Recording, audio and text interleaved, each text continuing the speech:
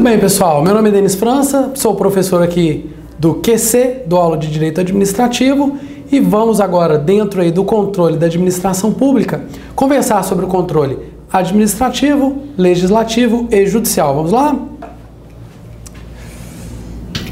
Muito bem, moçada. Ó, tá aí para você. O primeiro que a gente vai falar é o controle administrativo. Pessoal, eu já dei essa noção no outro tópico que eu sei que você assistiu. Se não assistiu, corre lá e veja conceito e classificação do controle da administração, que a gente já pincelou uma introdução aqui para essa matéria, porque nada mais, nada menos é do que uma das classificações do controle que a gente precisa detalhar melhor, porque tem muitos detalhes, ok? Claro, né? Se a gente vai detalhar melhor é porque tem muitos detalhes. Cai muito em prova. Gostou dessa tradução? É isso que acontece. Vamos lá. Controle administrativo, pessoal, ele vai se dar então dentro daquela esfera de poder. Se você tiver aqui uma caixinha que é o Poder Executivo, o controle administrativo, ele vai se dar aqui dentro, ó. É o próprio Poder Executivo controlando o Poder Executivo. Tudo bem? Então tá. Primeira característica, ele é um controle interno. Lógico. Se ele é ali dentro do Poder Executivo, é inevitável nós reconhecermos que ele é um controle do tipo interno. Uma daquelas classificações que a gente já compreendeu. Mais uma vez eu vou misturar com outra classificação. Ele pode ser a priori, ou prévio, ou preventivo, ou concomitante, quer dizer, aquele realizado durante, ou a posteriori, ou posterior, ou superveniente, tudo bem? Então não tem nenhuma limitação. Esse controle é o mais amplo, porque é o próprio poder se controlando. Não tem... Quando você vem, meu amigo, com outro poder controlando, você tem que pisar em ovos, porque cada poder tem as suas atribuições definidas na Constituição. Um outro poder controlando é uma coisa meio séria, que a gente tem que ter muita delicadeza para lidar. Aqui, como é o próprio poder, não tem muito mistério não, tá bom? Seguindo aí. Ele pode ser, então, exercido internamente em qualquer poder e não apenas dentro do Poder Executivo. Eu estou repisando isso com você porque você não pode ter essa dúvida, tá bom? Lá o Poder Executivo tem o seu controle interno desenvolvido? Tem, mas o Judiciário tem também. Cada tribunal é independente. Dentro de cada tribunal há um controle interno para ver se os atos da função administrativa estão acontecendo ali a contento, ok? O que mais? Ele é fundado na gloriosa autotutela.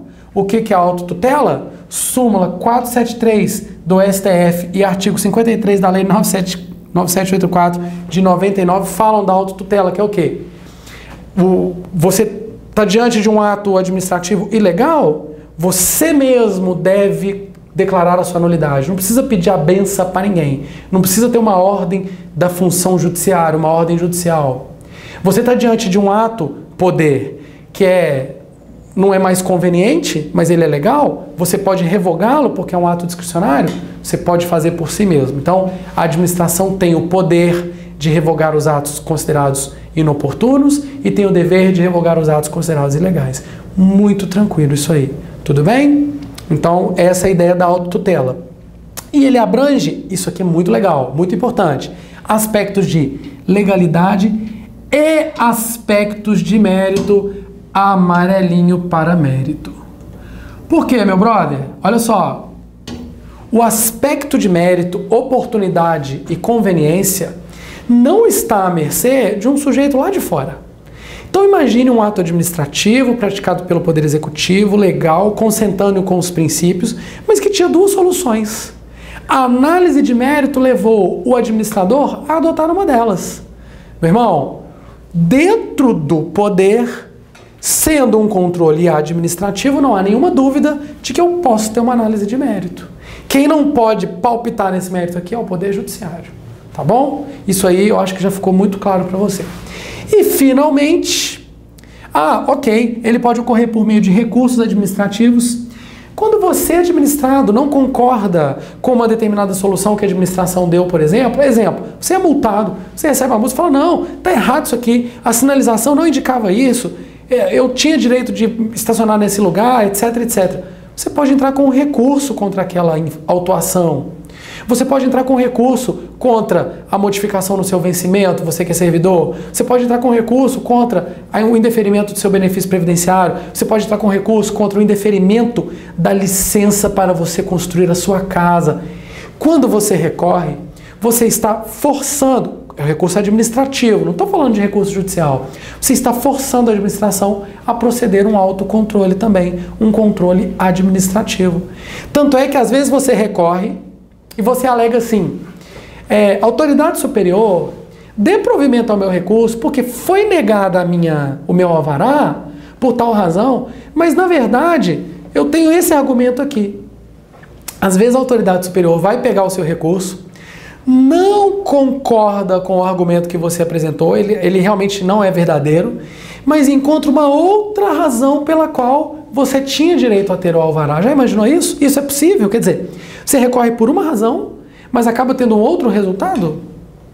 É possível. Por quê? Autotutela. Dentro do mesmo poder, eu verifiquei ali situações de mérito ou situações de legalidade que tem uma solução melhor ou uma solução mais adequada, mais consentânea com a lei, é plenamente possível. Então eu só estou mencionando aqui que os recursos administrativos acabam forçando um controle administrativo. E agora sim, finalmente, eu queria fazer uma breve consideração para você sobre essas duas figurinhas aqui, ó. CNJ, que é o Conselho Nacional de Justiça, e CNMP, que é o Conselho Nacional do Ministério Público. Pessoal, vamos lá. Acompanha comigo o seguinte, olha só. Esses órgãos são órgãos novos. Eles foram inseridos na Constituição por meio da Emenda Constitucional número 45, que é de 2004, então é bastante recente ainda. O que eles fazem? Olha que interessante, vamos pensar tudo primeiro agora falando do Judiciário, depois eu comento do Ministério Público contigo. Vamos lá. Vou clarear aqui o slide para ficar melhor. O Poder Judiciário, pessoal, ele é composto por órgãos, né, que são independentes. Cada tribunal, você tem o STF. Deixa eu usar esse slide aqui que tem mais espaço, vai ficar melhor pra gente, olha só. Já estava até no slide errado. Você tem o STF, você tem o TST, você tem o STJ, você tem o TSE e tem ainda o STM, que é superior também. Beleza? Você tem os TJs estaduais, você tem os TRFs. Você está pensando um monte de concurso que você pode fazer, né? Tem gente que o olhinho está até brilhando agora. É mesmo, tem isso tudo para fazer concurso. Tem, meu filho, faz. Mas enfim, cada um deles é independente. Existe subordinação entre os tribunais? Do ponto de vista administrativo, não. O que existe é que alguns tribunais estão acima dos outros para julgar os recursos. Do ponto de vista administrativo, cada tribunal se organiza conforme as leis, a Constituição, lógico, mas cada um se organiza. Mas, meu amigo, deixa eu te falar uma coisa. Chega perto aqui, que é mais ou menos segredo. Você sabe que se der muito poder, se não tiver alguém ali controlando, a tendência da galera é dar uma abusada. E esse era o quadro no Poder Judiciário. Não estou falando que não é mais, e eu não estou falando que todo o Poder Judiciário é abusado. Não estou dizendo isso. Estou dizendo que em todos os lugares há bons e maus administradores.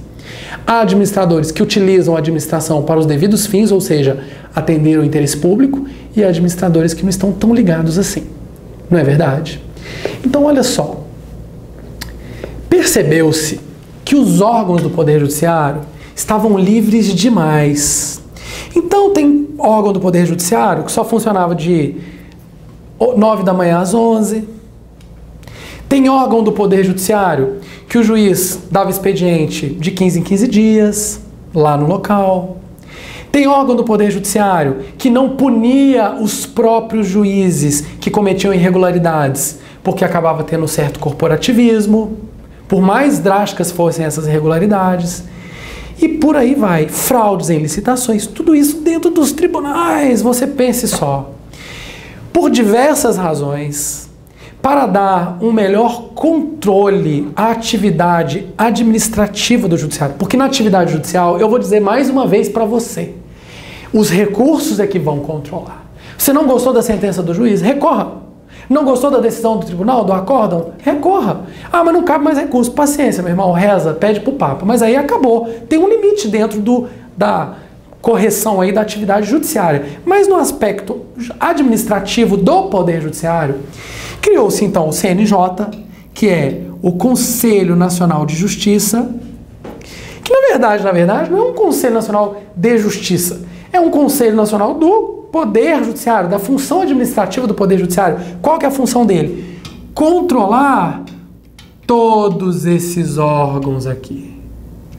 Então, pela primeira vez, surgiu um órgão, e eu não vou dar detalhes do conselho, porque isso aqui você estuda no direito constitucional. Eu só quero que você situe o CNJ como um órgão que faz um controle administrativo também, ok? O Conselho Nacional de Justiça já organizou muita coisa que estava errada nos tribunais, em relação a horários, em relação a procedimentos que devem ser uniformes, questões administrativas.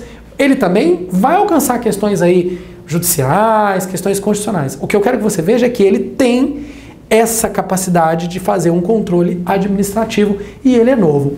É tão sério isso aqui que quando o CNJ foi criado lá em 2004, você acha que os magistrados gostaram? Muitos gostaram, muitos não. E aí muitas associações de magistrados, etc., ajuizaram ações judiciais lá no Supremo que questionaram a constitucionalidade da emenda constitucional nesse aspecto aqui, dizendo: eu não posso ter um controle nos tribunais desse jeito, principalmente porque isso aqui é o mais importante para a nossa matéria. Olha que legal. Esse controle aqui não é administrativo? Esse controle que a gente está falando é interno? A composição do CNJ não é só de juízes. Lá no CNJ você tem representantes do Ministério Público, a maioria é juiz, mas você tem representantes do Ministério Público, do Legislativo, tá certo?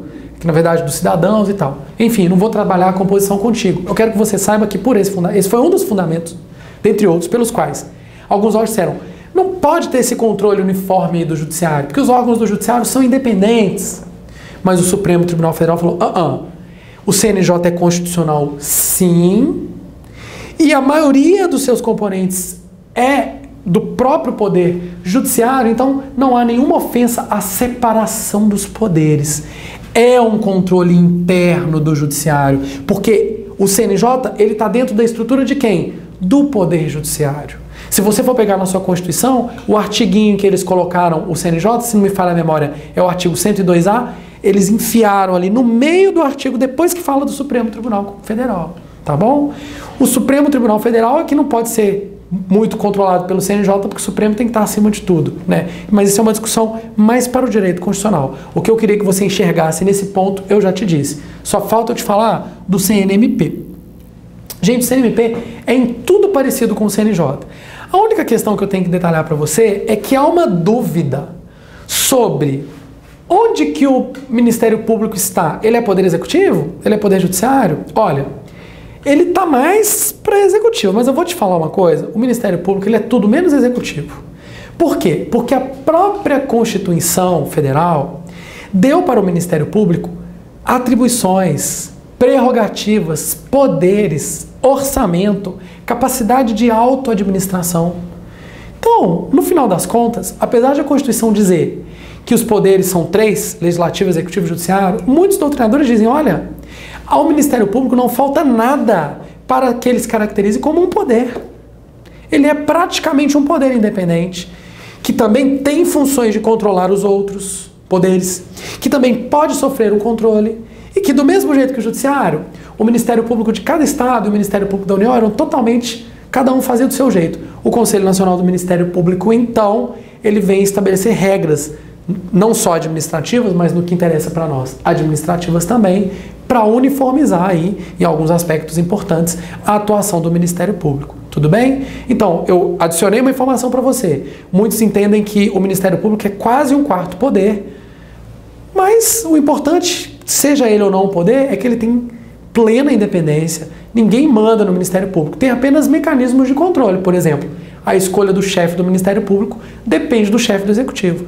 Mas a escolha dos ministros do Supremo Tribunal Federal e de desembargadores em todos os tribunais e de ministros nos tribunais superiores também, em parte, é influenciada, em parte ao menos, é influenciada pelo Poder Executivo, que escolhe parte dos membros e sujeita à apreciação. E isso não os desnatura como poder. Então, eu particularmente vejo que o Ministério Público é um outro poder mesmo. Não vejo dificuldade nenhuma. E te digo mais, se você raciocinar dessa forma, você não erra. Mas se te perguntarem, o Ministério Público está em qual poder? Pode dizer que ele está mais ali para o Executivo. Não é bom, mas é melhor do que falar que está em outro poder. Tudo bem? Então, pessoal, é o que eu tinha para dizer do controle administrativo. Vamos aí seguindo para falar do controle judicial. Ah, agora mudou tudo. Agora eu não estou falando do controle na função administrativa dentro de um mesmo poder. Agora eu estou falando do poder judiciário exercendo o quê? Função judiciária. É a sua função típica. Qual é a função típica do judiciário? Resolver contendas concretas. Fulano acha que isso está certo, Beltrano que está errado. Eles não chegaram no acordo, eles vão brigar, quem vai resolver é o judiciário. A administração pública foi lá e cortou as árvores todas para ampliar a rua. Eu acho que isso está errado. Eu ajuizo uma ação popular e quem vai resolver é o poder judiciário. Sacou? Essa é a lógica. Então vamos lá. É um controle posterior, geralmente. Pessoal, até pode ser prévio, tá? Mas mais normal aí, o mais comum na prática, é que ele seja posterior. Mas tem como, antes mesmo de um ato administrativo ser praticado, você tendo aquela informação, submeter um controle judiciário. Você quem? O ente público pode provocar o judiciário, a defensoria pode, você cidadão pode. Tem vários órgãos legitimados e pessoas legitimadas a provocar o judiciário para esse controle. Mas como muitas vezes não se fica sabendo antes, geralmente é um controle posterior. Agora, isso aqui não tem dúvida, é um controle externo. Isso aqui é o que nós precisamos colorir de amarelinho, igual o pintinho do Gugu lá. Por quê, pessoal? O que é um controle externo? É um poder controlando o outro. É o poder executivo fazendo uma licitação para comprar pata de caranguejo, é o poder executivo fazendo licitação para comprar folha de papel e pagando lá na folha de papel e não respeitando os prazos da lei de licitação, comprando uma resma de folha de papel que custa R$10 por R$50. Entendido? São aspectos que vão estar sujeitos a um controle de legalidade. O judiciário vai falar, opa, executivo, assim não pode, assim não dá. Você não pode fazer essa licitação desse jeito. Opa, executivo, você não pode fazer desse jeito aí porque está causando um dano ambiental.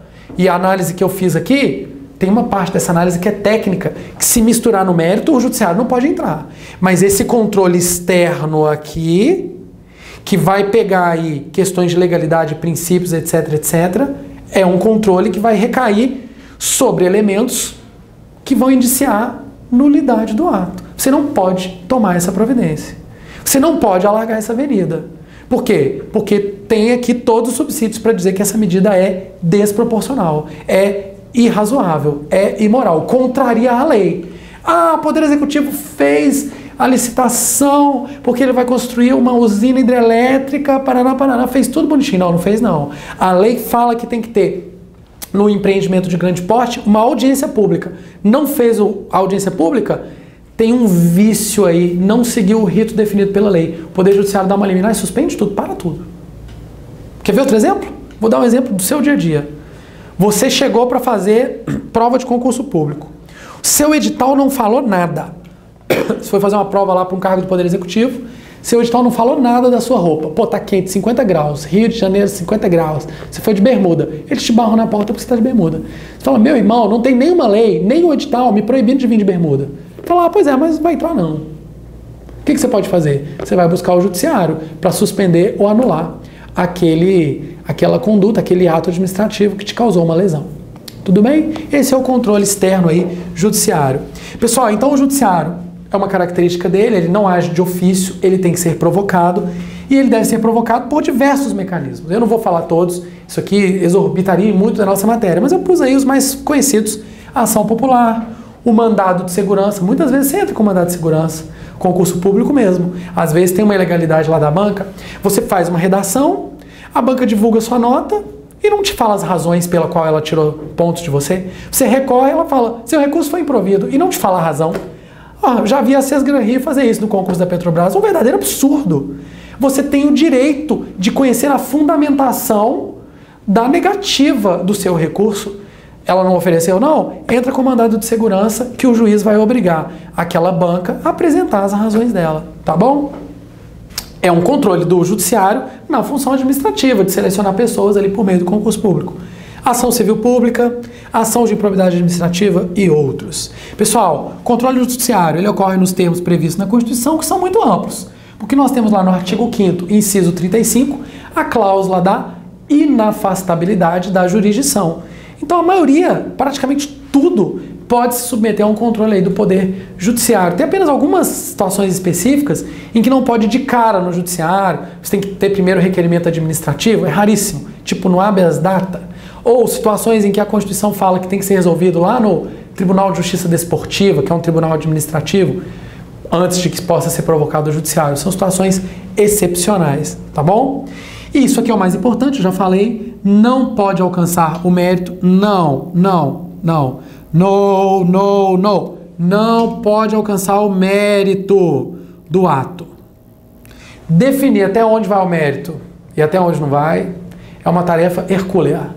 E tem muito juiz aí indo além do que é o mérito. E tem muito administrador aí fazendo coisa, dizendo que é o mérito, botando para quebrar, mas não é mérito coisa nenhuma. Ele tem que definir com outros critérios lá, amparados pela lei, pelos princípios, e ele acaba fazendo o que quer na desculpinha de ser mérito. Então, vocês, juízes e administradores, cheguem num consenso aí, parem com essa briguinha, porque a gente tem que ter funções bem definidas aqui no Estado. Mas é muito difícil, tá, gente? Tô brincando assim, porque é difícil chegar a essa conclusão.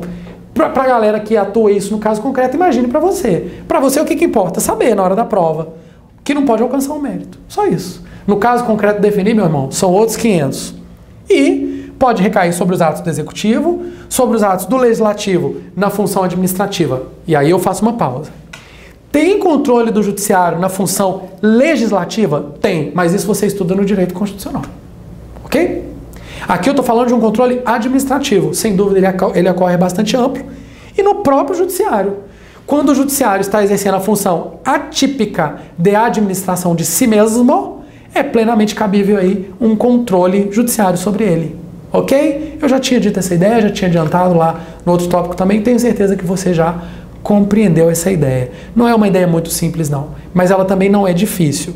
Então, às vezes você tem uma certa dificuldade porque você está se habituando.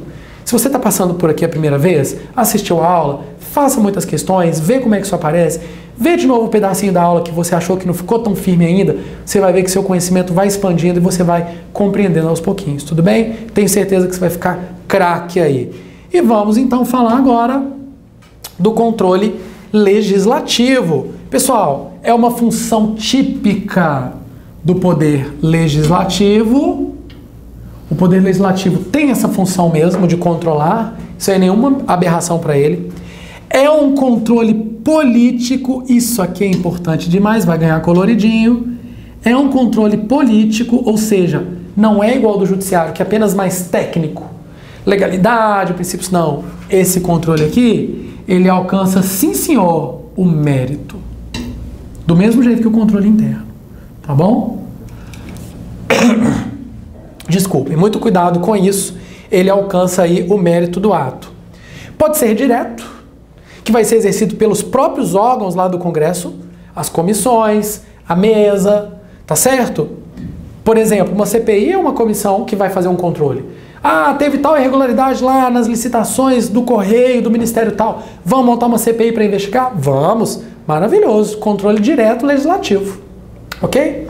E pode ser um controle indireto, feito com auxílio do glorioso Tribunal de Contas da União, o TCU.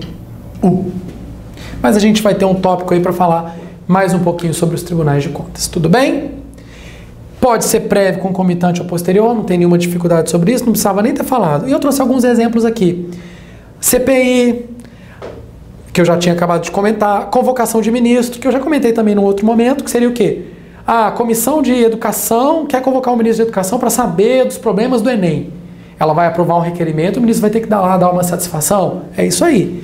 A autorização para o presidente deixar o país entra aqui também em alguns controles que são... Ele é de natureza política. Entra um pouco na esfera constitucional. Gente, quando você estuda isso aqui na Constituição, não tem uma divisão. Ah, isso aqui é o controle administrativo que o Legislativo faz. Ah, isso aqui é o controle da função de governo. Não tem. Então, às vezes, você precisa conhecer tudo, mas saber que aqui para a nossa matéria importa o controle administrativo, mas esse controle também tem um desdobramento no direito constitucional no aspecto aí da organização do Estado. Pessoal, era o que nós tínhamos aí sobre o controle administrativo, judicial e legislativo. Eu espero que você tenha aproveitado, espero que você esteja treinando, treine bastante, bastantes questões, né? Para usar o bastante aí como adjetivo, dica para sua prova de português. Eu espero que você não perca a oportunidade de desenvolver. Essa matéria não é difícil. Se você tiver compreendido esses conceitos básicos, você não erra controle na sua prova, tá bom? A gente ainda vai ter uma oportunidade de falar sobre os tribunais de contas, mas por hora era só. Eu agradeço a sua atenção, deixo um abraço e até a próxima.